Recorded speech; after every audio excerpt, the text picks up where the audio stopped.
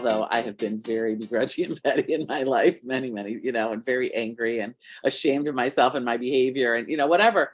And then I get to forgive myself and move forward. And, and that is how it is. Those are the changes we go through. And that's like the ebb and flow of life. And I always say, and I say to my students all the time, there is an ebb and flow in everything.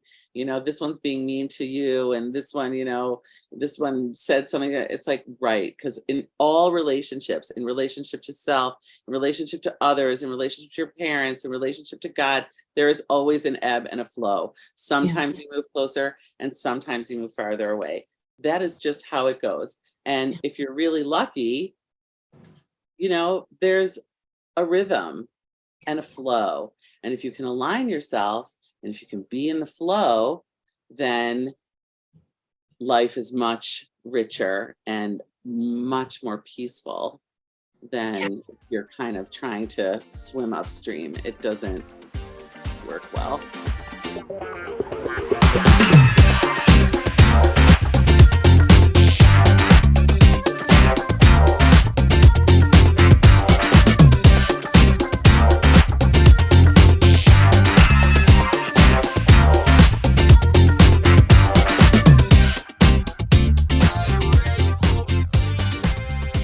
Welcome to the Camp Fifi Uncensored podcast, season 3. Goodness gracious, we're in the double digits of our episodes, and this is part 2 with my dear friend Nancy, Yusim Steinberg, as we continue to talk about the ebb and flow of life and the purpose of one's life, along with their journey and their love and their legacy. And it's just a delicious conversation that she and I continue to have. So, and we're going to go really deep and talk about things that I've never heard discussed that I think you'll find really amazingly fascinating. And just like, wow, who'd ever think that would be a conversation to discuss? But there it is. That's a mystery. Tune in, join us, grab that cannoli, grab that coffee, because here we go. A truth that we share is that going through things, you just have to hunker down and go through them. And it's hard. And it's hard. And you're going through something now that is hard. And I've gone through, also, different things that have, been hard. And, even I've been married to Dove for a long time. I don't know how long we've been married, like 34 years or something, almost 30. You have to have been, 1989. Yeah. Yeah. So it's been hard, right? It's been great and it's been hard, but it's only now. We went through such a hard time for a few years there. I just thought, I can't do this anymore. I can't do this anymore. I don't want to do this anymore. This is just too hard. But there was something in me that said, you know what, Nancy, this is just not, it didn't sit right with me. It's like, this isn't who you are. You got to make this work. You can do this. You have enough resources. You're driven enough. You're empathic enough. You're smart enough. You lead with your heart. And where does that have to start? That has to start with the person that's the closest to you, even though it's really, really difficult. And now I can safely say, that I'm so happy that I chose the hard road. Not to say that the other road wouldn't have been hard also, and it's in its own different way, but I chose the road that for me ended up really bearing the most fruit. And I've been able to become such a much better person, by just working on myself, working on myself. Because you know what? You can't work on anyone else. It doesn't work that way. No, I always say the most expensive therapist I ever had was, the only person who can change is you, and everybody else is either going to change with you or fall away. And the rest you have no control over. And so it's all about it's a series of events, decisions, and choices that you make. And then it's the cause and effect of those decisions and choices you make. Yeah. And, sometimes we make good choices and other times we don't. And then you're going to pay the price for those. And God knows I've paid plenty of prices for good choices and not good choices. And in some cases, they've been life-threatening. And in some cases, you know, not only have I been fortunate and probably guided by, greater spirits that have went, oh, no, you're not taking her anywhere. And I've survived and thrived, and I'm here to teach. Thank God. Thank God. Right. Because the closer you are to source and the closer you live in that connection, the richer your life is in every aspect, right? And you are here to teach. And I am also in my own not so globally in my own little way. But it's true. And I think it's because we are connected to our creator and we are connected to source. And we do understand that, we can take responsibility for all the decisions that we've made and for whatever comes with that, right? And move through it and deal with it, and not in a begrudging and, petty way, although I have been very begrudging and petty in my life, many, and very angry and ashamed of myself and my behavior and, whatever. And then I get to forgive myself and move forward. And, that is how it is. Those are the, the changes we go through. And that's like the ebb and flow of life. And I always say, and I say it to my students all the time, there is an ebb and flow in everything.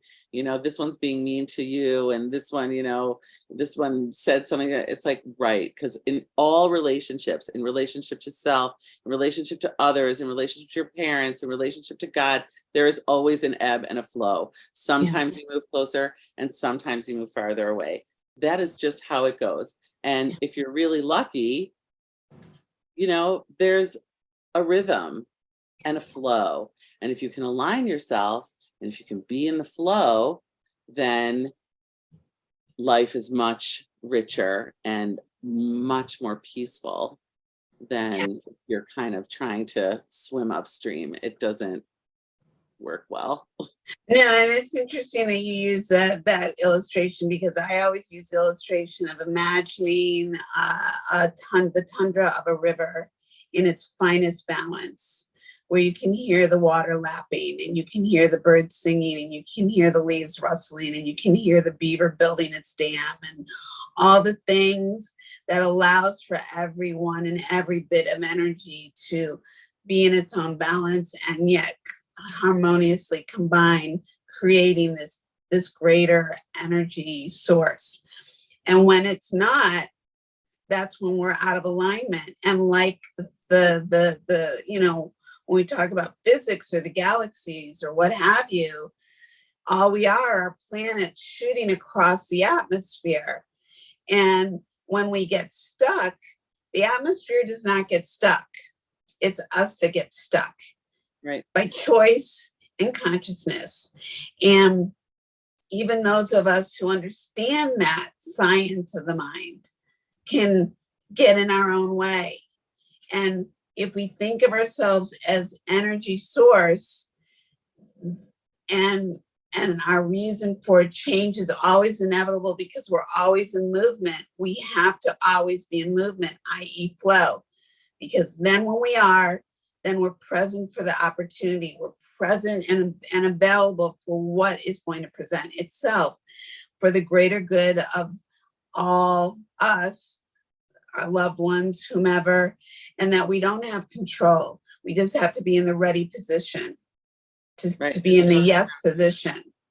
And I love what you said, that picture that you paint, right? Because it really is such a full, vibrant picture. And it's the sounds and the smells and the textures and, the heat and the cold and, everything that's just, happening in that picture, right? And that is always the picture that is happening. It's always the picture that's happening. Even if there are cyclones or tornadoes, or even if there are natural disasters, or even if sad things happen, or even if there's a meteor, whatever it is, that picture is the picture. Yeah. Right. And so focusing on that and having and knowing that the perfection is not just in the vision, but the perfection is in what is actually happening. In the being. And it doesn't necessarily look like the perfect picture, right? But it is the perfect picture. It always 100%. is the perfect picture. 100%. Yeah, no, it's so true. And it's so interesting because when you talk about perfect picture, we talk about there's so much I want to talk about. I mean, I want to go back to 1989 when you met, well, I don't know if it was 88 or 89 when you met Dove. 89. And that wasn't a married. And it was, and you were literally, I have a dog trying to get in here. You were literally, they're like, I want to hear more.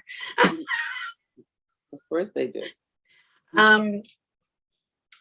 Your marriage, you met Dove because at that point you had made a decision, you were raised Reformed Jewish, right? Yep. And then you came back from Israel, mm-hmm. and you made a decision. Yes, I did.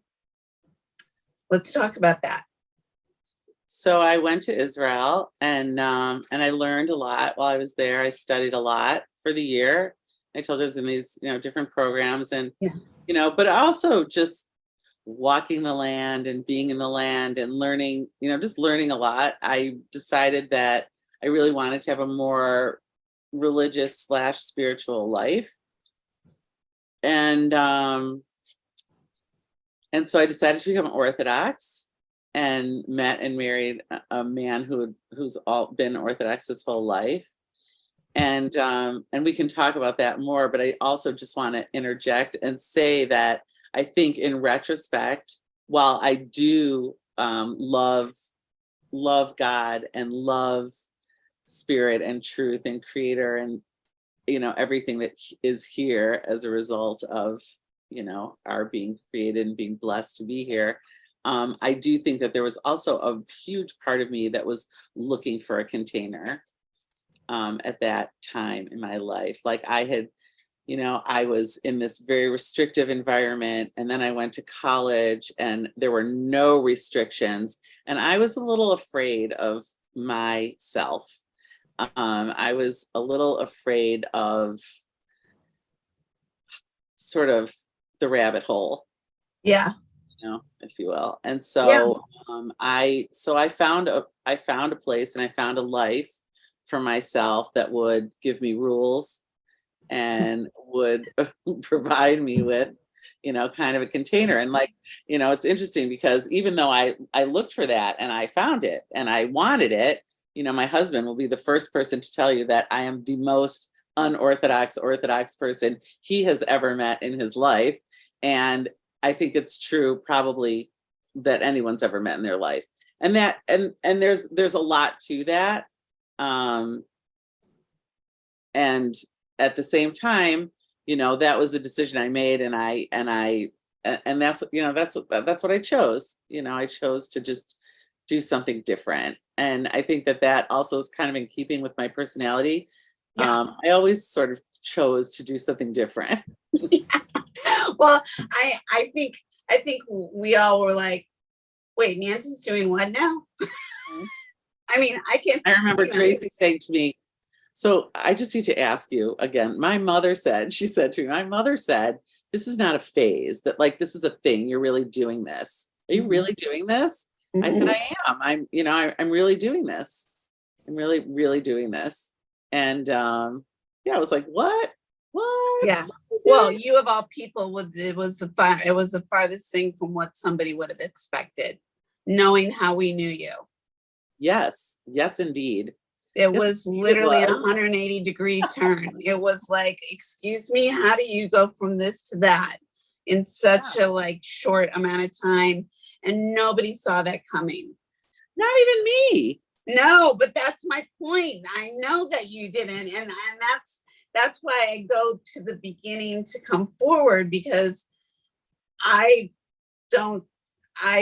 you answered exactly what I thought you would say. Yeah, I think it was a lot about just being a truth seeker. Mm-hmm. I was trying to find truth, and I felt like, I could go look in a million places, but this is who I am, and this is what I have. right? So why don't I just look in the place that is here for me, is what I am. I'm Jewish. Like basically like being an archaeological dig of your own.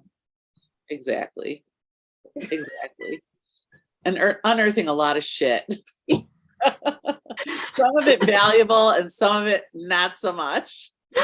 So I go back to thinking about your wedding. My wedding. Felicia, you did my makeup. You were like, I'm practicing. I'm like gonna do the make. I looked great. If I could just say so myself, you did an amazing job. And I remember we were at my parents' house, their apartment on Chestnut. And yeah, and you were like working your magic. Making love to your facha. Mm-hmm. Yeah, you did. Yeah, you did. And I remember that was the first time that I had kosher food. I will never forget the spread of the kosher desserts. That was a great wedding. It was gorgeous. It was really gorgeous. It was great. It was so much fun. I think we all had such a good time at that wedding. It was really like, it was. Yeah, even though I felt out of place, I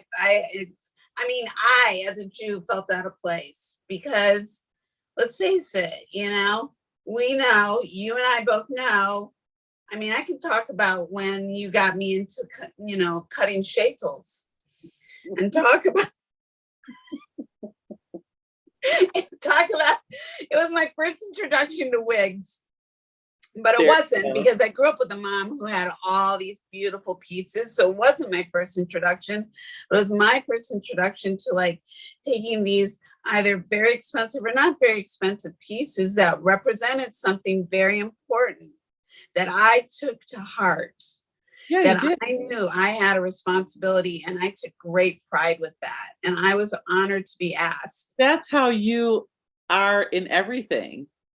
That's how you are in everything. You take, it's funny because I think that you are like every chapter of your life, you are in fully and loving it and embracing it. And then you move to the next chapter and you're like, great, I am loving this and I'm embracing it. And then you move to the next chapter and you're like, great, I'm embracing it. And that is how you move through life. It is unbelievable.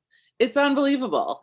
And, of course there's ups and downs. And of course, like, it's life, whatever. But you are someone who is absolutely able to root yourself in every chapter of your life and be very present and be very joyful in it. It means so much to me, Nancy. It's true. Because in between those moments, I'm crying. Of course. But you know what? You wouldn't be able to be, you have to have both sides, right? You have to, but you really do dance through your life. You really dance through your life. And whether you were, a chubby little ballerina or, what have you, you have taken that little inner ballerina with you and you've been pirouetting through your life. You really have been. I love and you it's, and it should just continue until, 100. God willing. Forever, God willing, right? I mean, Yeah. that's it. And right. So, maybe you felt uncomfortable at that wedding. Probably everyone did. And probably everyone thought I was like off my fucking rocker. And everyone was like, oh my God, what has happened to her? I think I had a few looks with your mom, like, is this real? Like, is this really happening? Right, exactly. We just paid for this amazing wedding, but is this really going to work? Is this really happening? Our daughter just went, just took a major leap off a roof. Yeah. And I think that that's so in keeping with my personality, I was just like, all right, now I'm going to do this. And then I'm going to do this. And then I'm going to do this. And, and it's a lot of sharp turns, but for me, it's in my flow. In your character. My flow, Yeah. Right, Yeah. And then how long? I mean, and then you and Dove had 5 children. 6. Jesus God, how did I miss that? 6 children. Oh my God, that's right. Oh my God. And they're when now I came to California, I was with my baby. You were the baby. I was with my baby, who is engaged to be married. Oh, beautiful. Yeah, And so when is that happening? Do we have a set date? they're on the slow plan. I have no idea. It'll Okay. happen. But you know what? They're young. He's just turned 23. Oh, So he's young. He's yeah. So I have 6 kids, 5 boys and a girl. have all the kids followed in suit with commitment in the religion? Like, No. No. I have one who is very religious, and I have 5 who are not. how does that fare with Dove? Dove is in the flow. Dove is fine. Oh, good. Dove is like, I don't know if he's just a miracle or a freak of nature. I can't figure it out exactly. But these kids, for me, I'm just like, I followed my heart. I did what I wanted. You follow your hearts. You do what you want. Like, that's the beginning and end of my story. I know that in the Orthodox communities, there are a lot of people who really, really struggle if their kids are not religious. And but for me, I totally understand why they're not religious. I get it on a deep level. And truthfully, religious is a really, bad word. It's very misleading. It has nothing to do with faith or spirituality or being in alignment with God, or it doesn't have to really much to do with any of that stuff. And so my kids, who are amazing, right? I'm so sad though that I don't know them in the way that I feel I would love so much to enjoy and bring them. You would. So you're going to meet Esty this summer, and you will fall so in love with this child. She is. I cannot wait till I meet her. She is a modern marvel. She's unbelievable, and they're all great in their own ways. And I feel so lucky. And it's funny because my decade sort of stopped at the 90s, right? Because the 90s, I had a baby in 90, 92, 94, 95, 98, and 99. Those were the 90s for me. I didn't know what the hell was happening in the world. I didn't know. I lost complete touch with everything that I knew. Because how could you not? How could you not? Right. And that was the decade of labor and delivery. That was it. It was just, I was nursing, and it was just machine. All bets were off. I was a machine. And now, I've entered a new stage of life because I have 2 grandkids, 2 granddaughters, and a third on the way. The third grandchild due this summer. And I have 2 kids who are married and 2 kids who are engaged. And one who, Ben, he's a musician and an artist in California. He lives in San Diego, and he is I'm going to get him there too. We're going to party like it's 1999. I get it. We are. Yeah, we are. And he's really interesting. He said, he's like, it's really enough for me. I know myself very well, and I can take care of myself. And that's I am just staying even, doing my thing. He's a musician. He's a music teacher. That's his passion. It's how he earns a living. It's what he does. He's a prolific songwriter.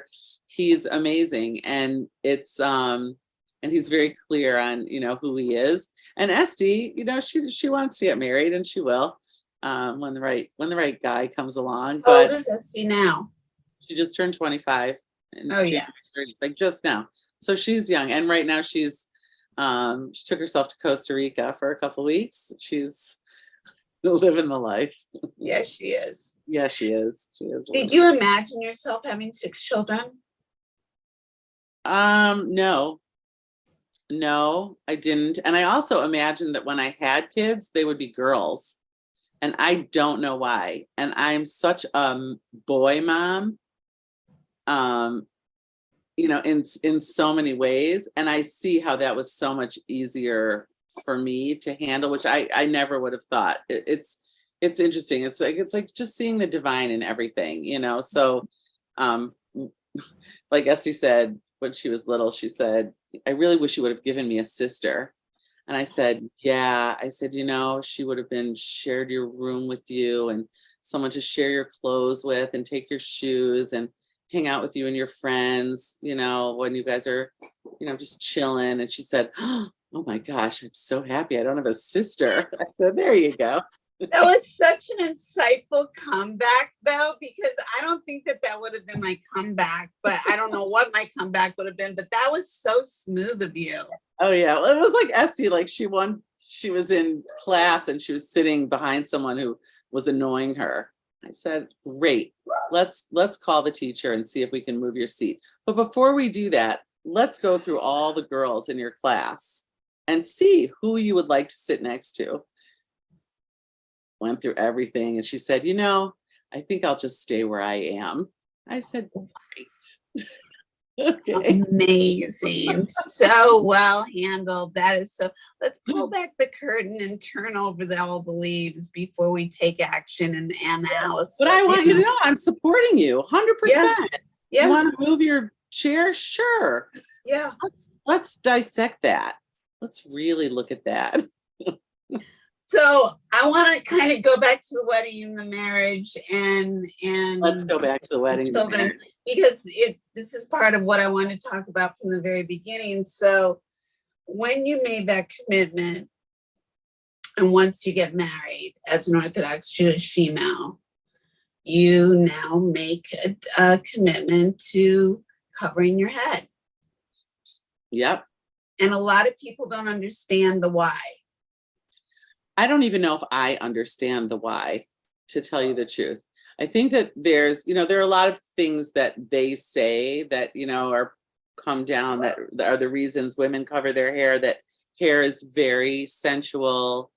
Hair is, it's like your voice. You don't, sing in front of men because it's alluring and it's beautiful. And hair is that way also. And so people say, well, if that's so, then why do you cover your hair with a wig? Why don't you just wear a hat? Or why don't you just wear, why do you let yourself look beautiful or put beautiful hair on? Doesn't that sort of defeat the purpose? And I guess the answer is no, because you always know that this is something else. This isn't really you. And not that you're hiding, I'm not hiding myself from other people. I am just reserving myself for the most special relationship in my life. Right. And it's interesting. So it's a tough thing to do. Well, and it's interesting because being that, I'm going through what I've been through recently and losing a head of hair like you, both blessed with really pretty heads of hair. Yep. There's a lot of parallels, even though for different reasons. One is science. I've lost my hair, not by choice, but by the reasons that I'm going through chemo treatment due to being diagnosed with ovarian cancer. You covered your head by choice because of marriage and the belief systems that you follow or aligned with. And I'm curious, when you started down that path, how it affected you emotionally, if at all. I think that I was kind of on autopilot at that time in my life. I remember that. Doing the thing, Yeah. And I was like, I'm on autopilot and I'm religious now and I'm getting married to this guy and I'm just doing it. I'm just doing all this stuff and I'm like doing it. And I don't think I gave it as much consideration as I wish I had. Not that I would have made a different choice, but I think it would have felt different to me. So now I just try and look at it, differently. I mean, I've had a long time to examine this and, and look at it, like a long time. Right. And it's something that it's now it's interesting. It's almost just something that I do. And it's not even, I'm almost less inclined to actually cover my hair. However, I would never do that to Dove. I would never say, oh yeah, now I'm going to uncover my hair. I might do other things, like privately or, whatever, that are. Wait, what did you just say? I said I might do other things, that are in the privacy of my own home or, Sure. whatever. But out in the world, I wouldn't disrespect Dove. I wouldn't embarrass him. And I don't think that's really the operative question either, because I don't think I would want to uncover my hair. But I will say, when I was in California, on a boat one time, and I uncovered my hair and I let the wind just go through my hair, and it was a brilliant moment. It really, really was. So I'll allow myself that, at times. Well, so women make choices when they go down that road to start getting wigged, and some cut their hair and some don't, right? Yep. Now, I know this is a personal question that you can say whether or not you choose to answer. Have at it. No. What did you choose then, and what do you do now? So I have a lot of hair. I never got rid of my hair. I once cut my hair short, and that had nothing to do with anything other than a whole nother story. But Esty was on a trip in Poland, and it was traumatic for me that she was in Poland, and I was having a really, really hard time with it, a really, really hard time. And I was in a store, and she said to me, I said, what are you doing tomorrow? And she said, oh, tomorrow we're going to Auschwitz. And I was like, oh my God, Felicia, I fell on the ground actually in this store, and I got up, and there was like a Supercuts or something next door. And I said, you know what? I got to go do something radical. Then I cut my hair, having nothing to do with whatever, but I've always put my hair in a ponytail and kind of just tucked it up under there. And now actually my hair is very gray, which I love. And I wanted to get a gray wig, except they are prohibitively expensive. And I couldn't believe it. And so I didn't get one. But one day I hope to get one, because we should talk about this. We're going to figure this one out together. Okay, yay, because that's really what I want. I really, in as much as I can be my authentic self, I want to be my authentic self. So I've never colored my hair. I've never, except for that one time, cut my hair short. It's always kind of long, and, and I like it. And I love getting out of the shower and shaking it out and, being me and being free. And I know that there are many, many Orthodox women who, they say never let the rafters of their house see their hair, right? They never uncover their hair. I am not one of those women. Not that holy. Not, like whatever. Not yourself, not. So like my kids, even, now when my kids are here or whatever it is, or I'm home, I never have my hair covered. I'm always allow myself that freedom in my home. So that's very interesting, because having lost it was literally right up to your lion's mane. That, you know what, I've thought about it a lot actually, about your hair, because your hair, I don't want to say that, so much of your identity was in your hair, because that's just not true. Because obviously you are 100% your authentic self with or without your hair, right? But that hair was such an identifier of you, albeit physical, and and could even say, I don't want to say shallow, because it's not a shallow thing, right? When we love something about ourselves, it's just, but I think I think your hair, like my hair, I mean, my hair also is really important to me. I had gorgeous hair. Yeah, you do. Gorgeous, gorgeous hair. Ravishing.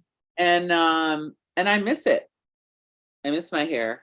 It's not the same when you stick a thing on it every day, and it just never looks the same. And I imagine that you really miss your hair and have, I'm sure, mourned the loss of your hair. And I really hope and pray that it comes back stronger and better than ever. But I will say that your makeover was so awesome. I was like, yeah, I want to be able to do that. Okay, get a wig I was like, what? Like, that's crazy. That's why you're a makeup artist. Well, it's funny. I'm getting up for a second because here she is. Yeah, it's outrageous. It's so I've done nothing to her. Literally from the moment I got her, I've done nothing. I literally went to flip my head over. I put it on. I put on a hat because my roots weren't this dark, and I would still color it. And I haven't done anything. I haven't cut back the lace or anything. But be it as it may, I took lots of photos, and my girlfriend and I, who worked together for years, ended up going. I said, okay, if there's going to be one person who I'm going to team up with, and if we're going to figure this out, if I even want to have this, you're it, because this is a very vulnerable thing. I'm the only person who does my hair. I'm the only person who cuts it. I'm the only person that puts anything in it. I'm a very bedhead oriented girl. The way you see my hair out in public, I've done nothing to it. And that is how I am. I don't use products. I don't put heat to it. I'm a low maintenance, but I've been like that since I've been doing hair since Beloit. Yes, you have. Massage the head of hair, and it should be all in the cut. Massage the head of hair, that's right. Take it out in the shower and be you. Right. I don't care how your hair is. Right. I'm that way also. I know you are. Why people say, do you color your hair so that, this is the same? I'm like, no. Yeah. And it's funny because I remember, when I was told I'd have to have chemo, and it wasn't that. So here's the thing: when I had my surgery, when I got the diagnosis, and then I found out, and here I literally just been awarded one of, a huge movie with a dream team, all the things here in town, all the stuff. I'm not even on the project 1 week when I get this diagnosis. And I'm like, you got to be kidding me right now. And furthermore, I had, just dropped all this weight. I was in great shape. I had all these people coming up to me, especially because, through the pandemic, you aren't really seeing people because of the circumstances, as we both know. And so now I'm starting to see a lot more people that I work with. And I had a lot of women and men going, what in God's name have you done? It was like, you've turned back the clock of time. You've completely changed yourself.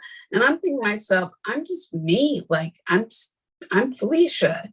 How have I done this? It wasn't literally until I had looked at a photo of myself when I started that evolution, all because I had torn my meniscus, by the way, having nothing to do with vanity. It was all because I was trying to heal myself naturally. And I did not want to see an orthopedic surgeon. I wanted to heal my knee naturally.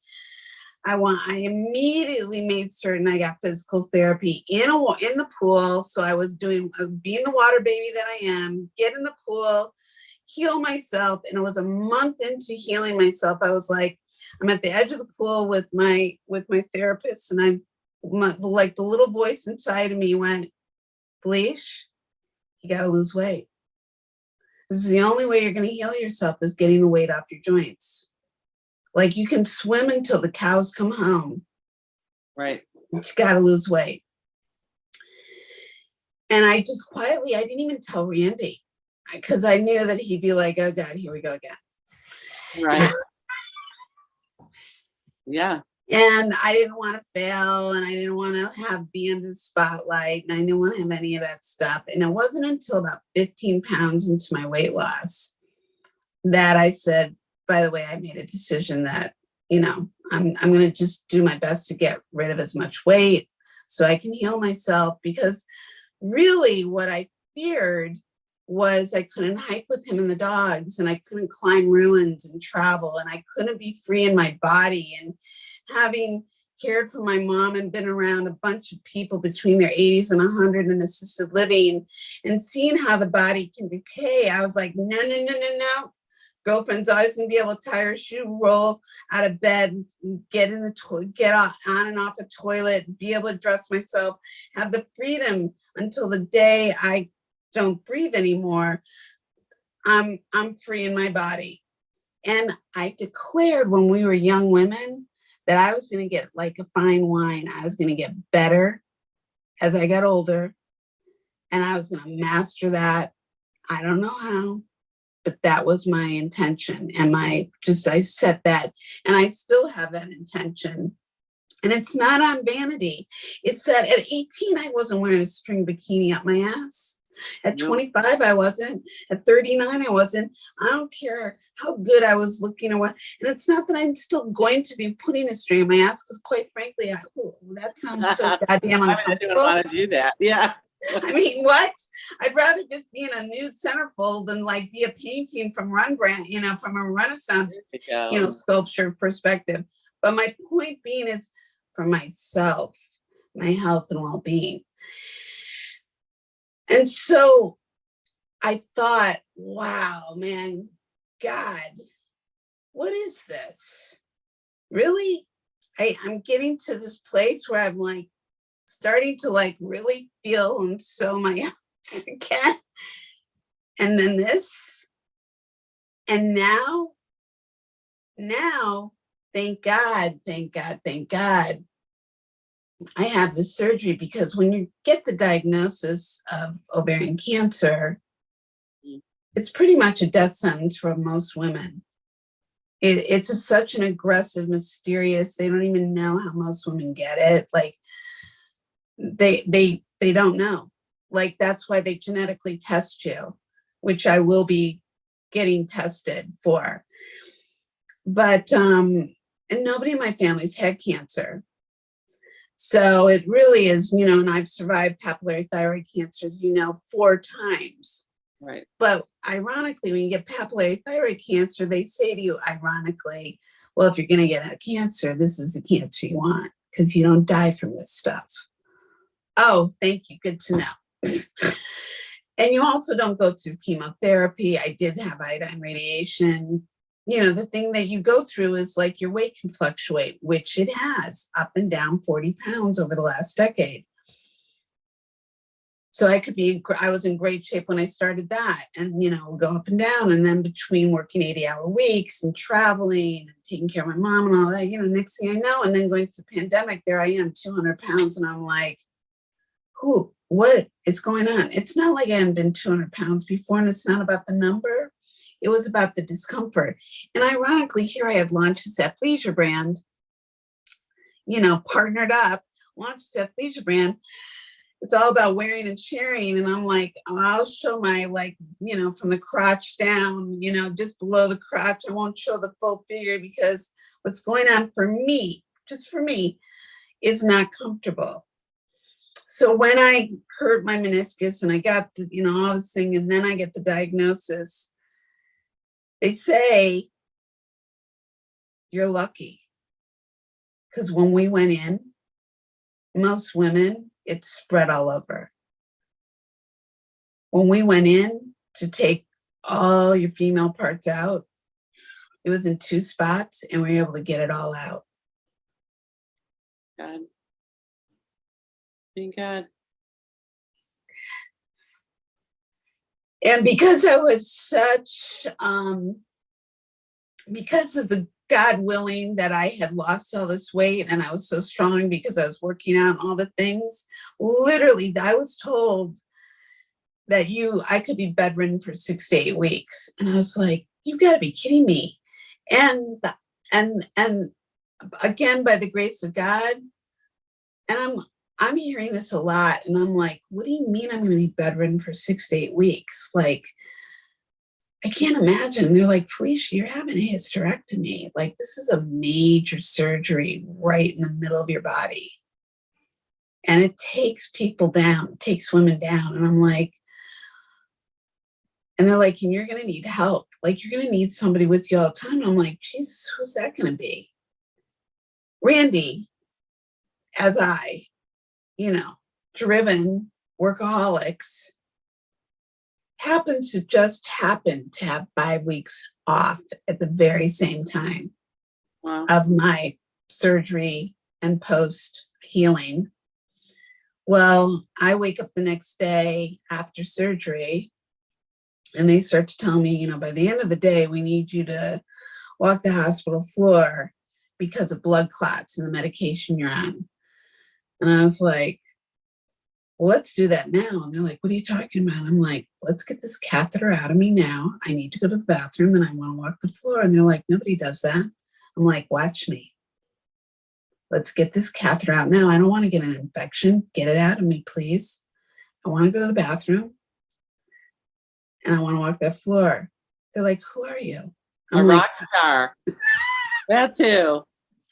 Like, I don't know what you're talking about, but I need to go to the bathroom. So can we get this catheter out of me?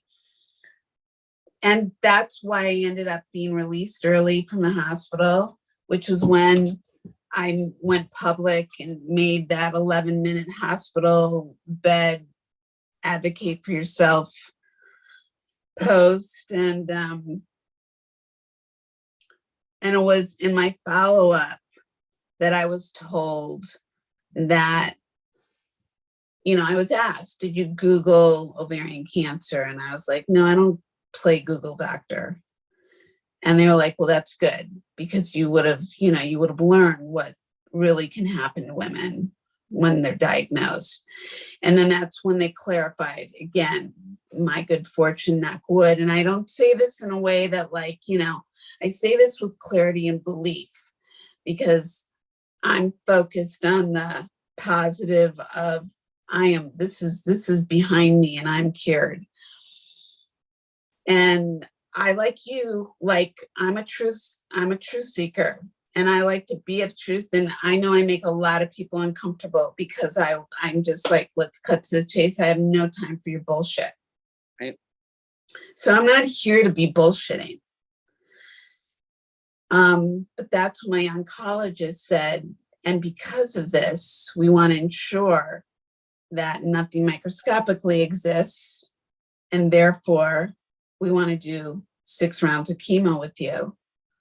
And I was like, oh, jeez, like, now you crossed a line.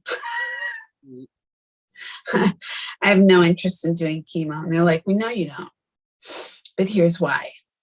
Because if you don't, we're afraid, because it's so mysterious. We don't want it to show up. And you're lucky because when I had originally met my oncologist, and this was after 4 months of my going, something's not right, something's not right, something's not right. And literally what was happening, Nance, and I don't know if you know this, if I share this with you. I wasn't incontinent and I wasn't peeing in my pants, and I wouldn't even feel it, but out of nowhere, I would be discharging little bits of, moisture. And, I'm working long hours on locations, all different places. And all of a sudden it was like, I'm having to wear something to protect my fabrics and my clothes. So I'm not, and because I'm working long days and I'm like, excuse me, but I'm going to be very blatant. Scientifically speaking, my vagina is tight and nothing nothing's been altered down there. And if anything, I've just released over 50 pounds. So there definitely should be no reason. And it's not like all of a sudden my walls are collapsing. Something's not right. Oh, this is just what happens to women when they mature. Bull fucking shit. And if that's what you're saying to women, how dare you? And that is not okay. And because I was pre-med, the only reason why I didn't continue in the pre-med, because I would have gone to be a doctor versus stay in the illustration part, was because I couldn't afford to. I couldn't afford it.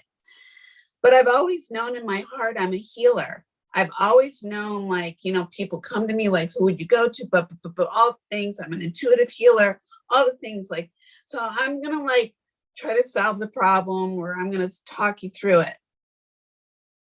And about a month later, all of a sudden out of nowhere, I start to see little bits of blood.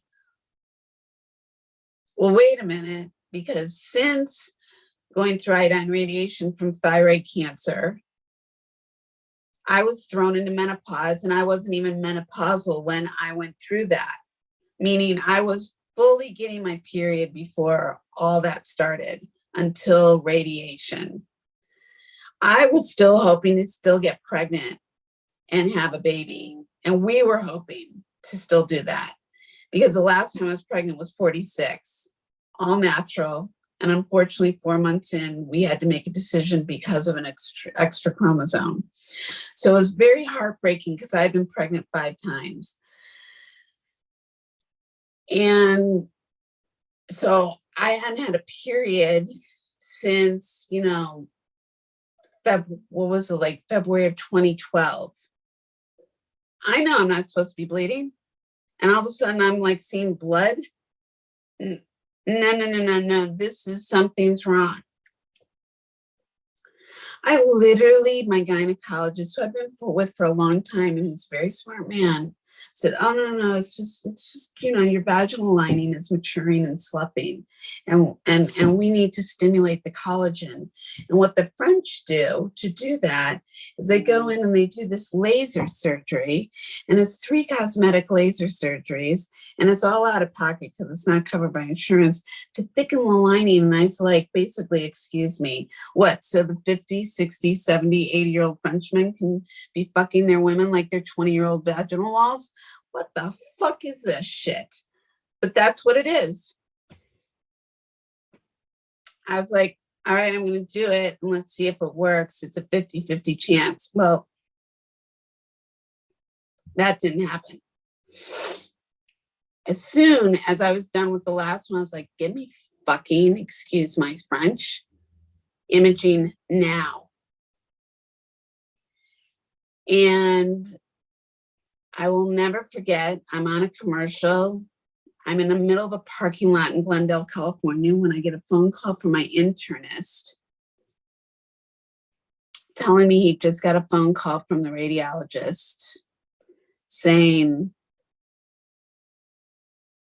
I think your patient has ovarian cancer, needs to see an oncologist right away. And I, after 4 months of saying something's not right, got so mad. Yeah. I wanted to take everybody out. While I'm working, I am still doing a commercial while I'm handling all the medical stuff on the phone and doing the, and literally like getting the top oncologists in the city, lining up appointments while delivering this damn commercial for these people. They don't even know it. I am such an octopus. It's not even to be, you know, like I am octopussy at this point. Like I am just like, nobody's gonna stand by the time I'm done. And you know, literally, I was so fortunate to get this particular oncologist, this gynecological oncologist. So I said to everybody, you better give me the top gynecological oncologist I can lay my hands on. I'm in Los Angeles. I'm with some of the top, you know, we've got some of the top institutions in the world, stat. And I want in tomorrow to not only see an oncologist, this is a Friday. I want my cancer blood work or whatever blood work needs to be done. I want everything delivered. So when I can get these appointments, ironically, the first referral I couldn't get in now, it's like the week before Thanksgiving. The first referral I couldn't get in until December 15th. I was like, are you effing kidding me? There's no way I'm waiting that long. And then this guy came to me, who's like the #1 guy at Cedars, who literally, because he saw my MRI, took me in. He was booked solid for God knows how long. He went, I'm like, his people were like, can you be here on Tuesday? I was like, yeah, I'll be there with bells on my toes. And The first thing he literally said to me was, I understand you haven't been heard. Mm-hmm. I'm here to hear you, and I'm here to cure you. And I'll go back one step. His resident who saw me right before, young girl, walks in the office. I take one look at her and I go, this girl looks like every girl I went to summer camp with. So she asked me a bunch of questions. And after she finishes asking me the questions, I said, can I ask you a question? She says, of course. I said, where are you from? She says, oh, I'm from the North Shore of Chicago. And I said, of course you are. I said, by any chance you go to summer camp? She looks at me and she's like, I swear. She says, like, looks at me. She's like, yeah, I went to summer camp. I said, where'd you go to summer camp? She said, it was one of the Jewish camps. It wasn't the one you went to, it was another B'nai B'rith kind of, or, Roma. Yeah, exactly. And she said, did you? And I said, no, I didn't go to any of the Jewish camps in Wisconsin. I went to a private girls camp and it was all Jewish girls. So let me ask you one last question. She says, of course. So where'd you go to med school? She said, I went to NYU. And I said, oh my God, were you there when they gave scholarships to free up all the fiscal responsibilities of being a student? She looks at me like, who in God's name are you? Right. She was like, I was my freshman year and my last 2 years were covered full ride. I was like, God love you. I was like, I'm so happy for you that you can just focus on doing what you're here to do. Well, she must have gone out because when he came in, he was so attentive to me. He was so present. He knew. And what I don't know that you may not know about me is that the year before the pandemic occurred, my internist asked me to go back to med school. Because he said, we need doctors like you. And at first I looked at him like, okay, I know you got a really dry sense of humor, but don't pull my leg. He was like, oh, I'm not pulling your leg. Seriously, you'd be out by the time you're 60 and then you could be practicing. And I was like, yeah, I'm not going to put my family in that amount of debt. And, but I'm really complimented that you think that highly of me. So thank you so much. So the whole chemo thing and the whole hair thing and all that stuff, when in my follow-up after my surgery, my oncologist was saying, and we want to start first week of January. So it was literally 1 month after having surgery. And he said, and yes, that beautiful head of hair, you will lose within the first 10 days to 2 weeks. And I was just like, I don't even know how to wrap my brain around this. And he was like, I know, but I need you to do this so we don't revisit this anymore, because right. you have the chance of being 100% cured. And I don't always have the opportunity to say that. And he's like, yeah. And the thing is I'm saying I'm cured. Yeah, I know. I'm saying it too. I know you are. So, I think it's an interesting thing as yourself, knowing what I know about you and being right there at the very beginning of your transition. And you talking about, making a choice to cover your head because of the life that you chose.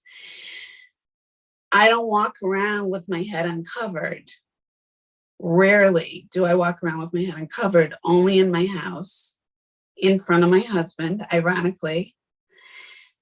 And thank God he loves and accepts me exactly how I look. Right. And exactly how you are. Exactly how I am. Right. Yeah. Yeah. Loves me, accepts me for exactly how I am and are. And, I just think it's an interesting parallel is my point. I know it's for very different reasons, but and I can say to you, sometimes I just want to go and just take it off. Me too. Me too. And you know what? I don't know. It's right. It's so interesting. It's so like your story is so it's such a powerful story. And one of the things that is so really truly magical about it, I think, is that you had obviously no idea that this was going to happen, right? And so, you know, your knee injury and your meniscus, right, was the catalyst for you to lose weight. And the fact that you lost all that weight and that you were so much healthier, and that played such a huge role in your being able to heal, right, yourself now. And it's you know, it again, it's just that flow of life. It's like, okay, so this is happening to my knee. I'm just going to ride the wave. I'm going to go with it. I'm going to do the things I need to do to get myself to a place where I can be the person I want to be. And it brings you to the next thing. And the next thing is like, oh, so that had to happen. So I could get through this in the best way possible to move forward and to be my best self and all this sort of stuff. And, you know, the hair and, you know, that it's like, wow, just to have that vulnerability, right? Even, you know, and choosing to have that, you know, with your husband, and how that much strength in your relationship, and, you know, just to know that you can be your most vulnerable self, right, with him, and that he's with you and you're in alignment with each other. And, you know, and I feel that way in my relationship also, you know, and like I said, it's not, you know, it hasn't been easy, but it's great. And that, you know, that is the person that I do uncover my hair for. And that is the person who gets the real me, right? And that's the person who gets the real me, all of the Yeah, real me, you yeah, know? yeah. And right. And like, it's such a blessing to have that kind of love in life that, you know, whatever it is, it's perfect. 100%. It is art in the making, and ever creating. It Art of is the Love. ultimate Wasn't that a book? creation. It is. It's like It is a Eric book. Fromm or something, right? Wasn't it? Yeah, Wasn't it it is The Art of Love? 100%. Oh my God, there's so much more I want to talk with you about, but I'm gonna leave you with this, and this is a question that I know is a heavy question to ask, and could be its own platform. But we're living in a time where, you know, it's funny. I'm going to say this regarding the hair. I was saying to my nurse practitioner and a few others, the irony is, growing up as a little girl in Temple, we saw a lot of Holocaust movies. My parents didn't even realize the amount of Holocaust movies that we were being shown. A lot. And my brother and I talked about in more recent years, like how traumatizing it was to us. And, you know, we'd walk out and, you know, we would be the minority out there amongst the Swedes and the Germans and the Italians and all the things who were Catholic and Lutheran and Unitarian and all my friends. Those are my friends. And I'd be like, oh, Jesus God, like anything could happen at any moment. Like anything can happen. Any moment. Life can, history can repeat and da da da. You know, I'm thinking this at 6 and 8 and 10 and 12 and 15, and none of my friends were having these conversations. So I'm like, I felt like an anomaly, like walking a path on my own. And ironically, going through this, and I know it's not the same, it's the closest thing to my relating to those women who one day they were walking down the streets in their full regalia, and the next thing you know, they were in these horrible environments, which God knows I'm not. I want to be very clear about that. And then all of a sudden went through this hell and were stripped of all of who they were. Not because of who they were, because they were who they were, but on a physical perspective. And here's the point of my question that I'm about to land on you with everything that's going on in the world. That was just recently asked of myself, and it made me think of you. If you had to make a choice, whether or not you had to declare you were an American or a Jew, what choice do you think you would make? I would declare myself a Jew. Because America, and I have endless gratitude to America for hosting me, for hosting the Jewish people, for, you know, for so many things. And I'm so proud to be an American. And I have a flag outside of my door on my house all the time. I really, you know, I'm not a 4th of July girl. It's all year. My essence, the core of who I am, is Jewish, and I so much of just my identity of who I am is about being Jewish. Judaism has such a, you know, an important, impactful place in my life. It is kind of, you know, my life. It is my identity. I am a Jewish woman who lives in America. I am American also, but I am a Jewish woman. And wherever I go in the world, I am Jewish.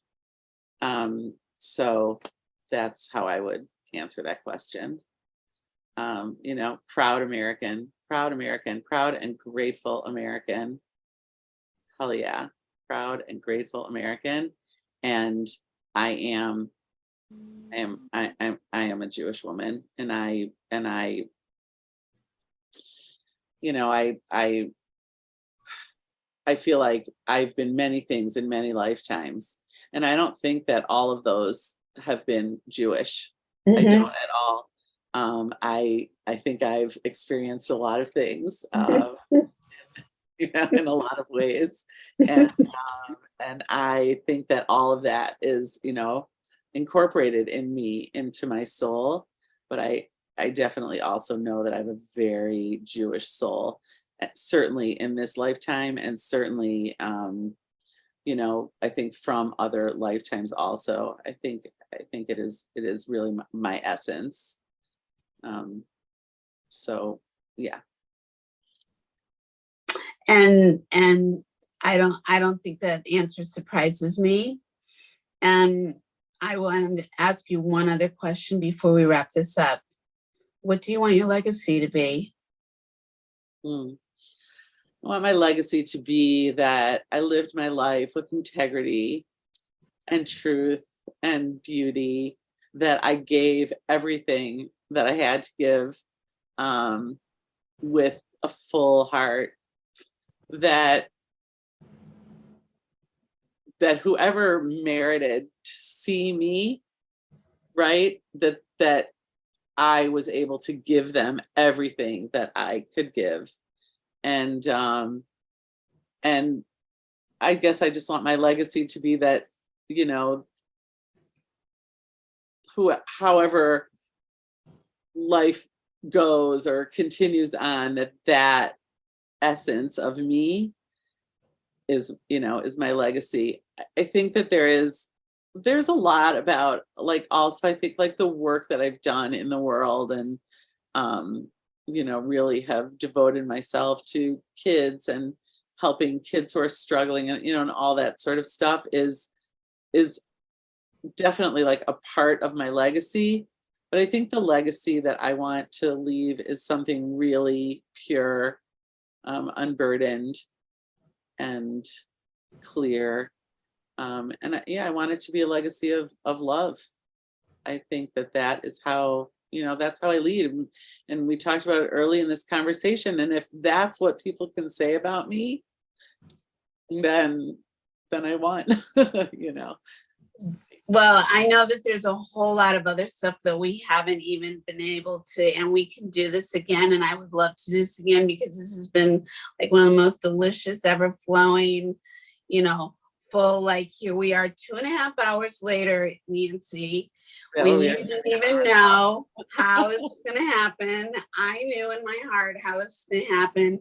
And I want to say to you, I couldn't be more fortunate to have been blessed with the most beautiful human being who I can call my sister and my friend for most of my lifetime, that though I don't get to see enough of, I know walks with me hand in hand in my heart. And you are such a beautiful gift to our world. Well, thank you. And I just want to say that I feel the same way about you. You are unbelievable. You are an inspiration. You are so impactful and put yourself out there. And, it's not easy. It is not easy to do all the things that you do. And it's so unbelievable. And I feel so honored to be your friend. And I remember that day, oh my God, I'm just going to cry. It was so rainy. And you came to see me in California. And I thought, gosh, it's a really crappy day outside, and you could have just been like, it's raining and we could just talk on the phone or whatever, but that you really made the space and made the time says so much about who you are. And to be able to be in the reflection of you is otherworldly, tremendous. I had to feel my Nancy. I had to have her in my arms and feel her deliciousness. It was really, I don't even know if I ever told you how much that meant to me that you came that day. I love you so much. I love you so much. Thank you for this. This was great. I love you. I'm so thankful you said yes. Felicia had no clue what I was saying yesterday. I was like, what's happening? I was texting you. I'm like, are you going to be recording this? Is this a thing? Like, what's happening here? Are we having a pregame or are we just gaming? Like, what?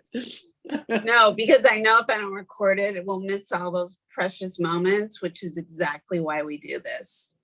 Yeah. So I couldn't be more grateful because this is a very beautiful, rich conversation we just had.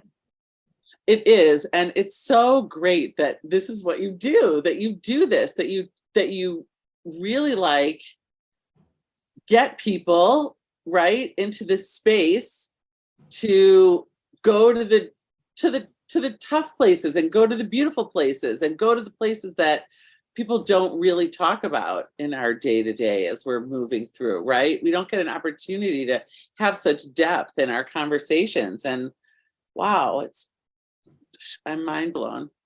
Well, I'll just leave you with this, being the kids that we were raised around the Tonight Show and things. And I used to sit on the edge of my seat and laugh with the Johnny Carsons and the Toady Fields and all those things. And I couldn't get enough of every little bit everybody's talking about. And, I don't know if you know this. I don't know if you were with me. If you were with me with Chuck, you remember Chuck, whose family opened up McDonald's in England? Chuck Ray. Were we in Water Tower Place together? Yeah. Oh my God. Do you know that day I hand wrote a letter to Oprah and slipped it under a door because she moved across the hall? You did, on the 57th floor, I remember. Well, girlfriend, I wrote my heart because I always wanted to do what all these people have done because I really love people and I'm curious by nature. And I really do love connection and conversation. And I don't know where this platform's going, but I'll be damned if it's not going to go somewhere. And I believe as time goes on, this snowball is just going to grow into its own avalanche of greatness. Oh, it's going to be archived in the Library of Congress. Totally. There you go. Cheers to that. Amen to that. I love that affirmation. Mwah, totally. Mwah. Absolutely. From Water Tower Place to the Library of Congress. Hell yeah. Hell yeah. Camp Fifi Uncensored. Here we come. Here we come. Make room for me. Make room for me. I love you so much. Thank you so much for your time. I told you that was going to be a crazy ass conversation. Didn't see that one coming, did you? Well, listen, I cannot wait for you to join me next week. It's such an incredible conversation that I sit down with Joe Green, a friend of mine that goes way back and has lived a fascinating life and does some really amazing things in the world. So come back next week. But in the meantime, we've got a library of content on all listening platforms that can be reached out on Apple, Spotify, Google, Anchor, now on YouTube. You can't miss it. So check us out, listen in, so many different subjects and people interviewed, and where we talk about everything. There are no subjects of anything we don't discuss, and where the spirit is young and the soul is wise and the life stories are vast. And we love to talk about everything from soup to nuts, or what we like to say, from cannolis to egg in the holes. And don't forget the s'mores. Join us around the campfire. The Camp Fifi Uncensored podcast is here for you all. Much love. Bye for now.